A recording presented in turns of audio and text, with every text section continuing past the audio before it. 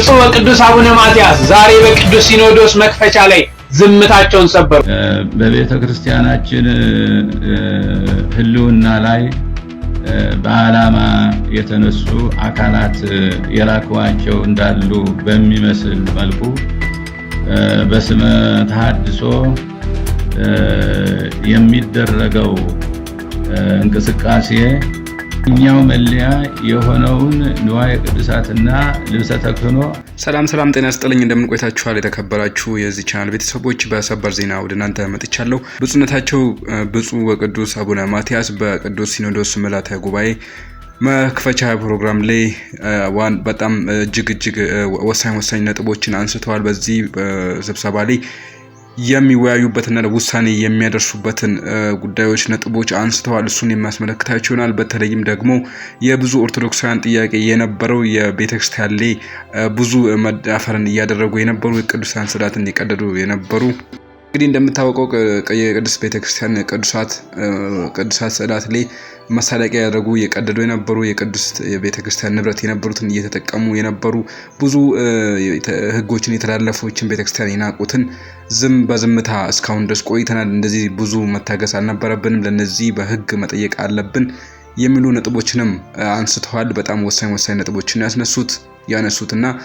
በጣም እጅግ ደስ የሚል ዜና ነው። ይህንን ነገር እስኪ መግለጫውን እንመልከትና እንመለስ። ብፁዕ ወቅዱስ አቡነ ማትያስ ዛሬ በቅዱስ ሲኖዶስ መክፈቻ ላይ ዝምታቸውን ሰበሩ።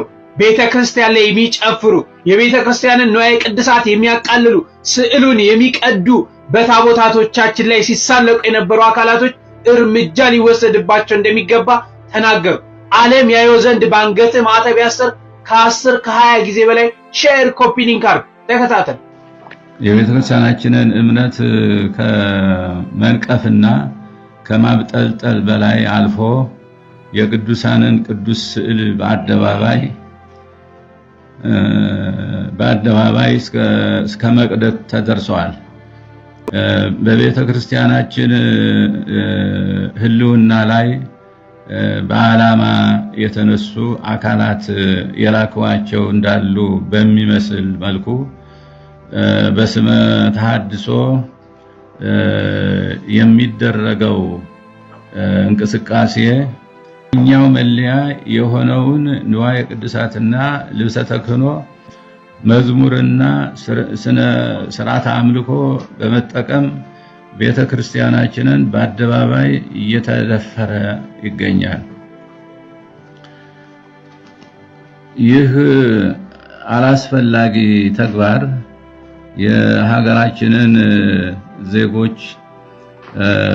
የሀገራችንን ዜጎች በእኩልነት የሚያስተዳድረውን ህገ መንግስት በቀጥታ የሚጻረር ድርጊት ነው። ሆኖም በህግ የሚጠይቅና የሚያስቆም አካል አልተገኘም። እኛም ዝምታ የመረጥን ይመስላል። ነገር ግን መፍትሄው ዝምታ ሳይሆን በህግ አግባብ ነገሩን ለመፍታት መንቀሳቀስ እንደሆነ ሁሉም ሊገነዘበው ይገባል። ብፁዓን አበው ሊቃነ ጳጳሳት፣ የቅዱስ ሲኖዶስ አባላት በዘመናችን እየተከሰተ ያለውን ችግር ስንዘረዝር ውለን ብናደር መናገሩ በራሱ መፍትሄ ሊያመጣልን አይችልም። ጉባኤው ከዚህ በላይ መናገር እንደሚችልም እንገነዘባለን። ነገር ግን ለዚህ ሁሉ ችግር ዘላቂ መፍትሄ ሊያመጣ የሚችል መደላድል ይህ ጉባኤ በዚህ ስብሰባ ሊተልም ይገባል ብለን ከአደራ ጋር ማሳሰብ እንወዳለን። የቅዱስ አባታችን ቡራኪያቸው ለሁላችንም ይድረሰን። ረጅም ዕድሜ ከጤና ጋር እንዲሰጣቸው በየኮሜንቱ ጻፉ።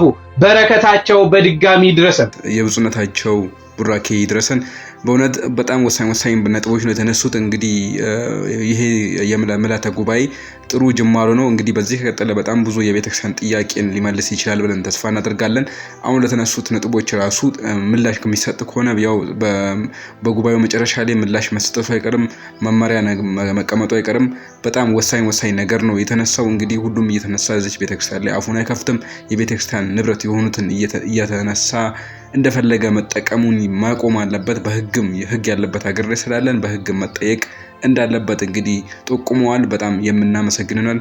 ክቡራን ተመልካቾች ይህን ነበር ያመጣሁላችሁ መረጃ። በሌላ አዲስ መረጃ እስከመጣ ድረስ እንግዲህ ይህንን ቪዲዮ ላይክ በማድረግ ብዙ ዘንድ እንዲደርስ የበኩልን ወጡ። አዲሶች ደግሞ ሰብስክራይብ ማድረጉን አይርሱ።